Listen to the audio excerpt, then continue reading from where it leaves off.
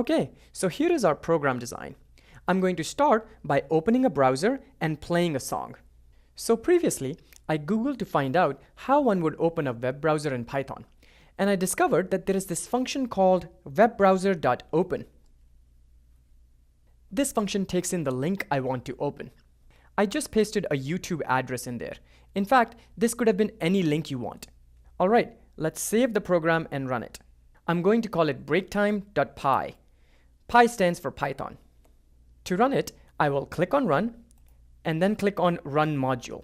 Now my hypothesis is that when we run this program, it will open the YouTube link. Let's see. Oh, it seems like we have an error. Okay, it says, there's an error in your program, EOL, whatever that means, while scanning the string literal. Okay. Oh, look, Python is pointing at the error.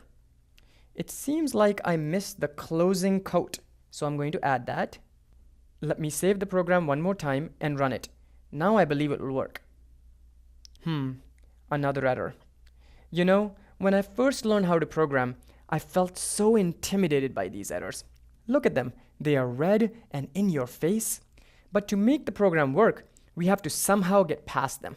So would you mind reading the error and telling us what you think is the problem with this code?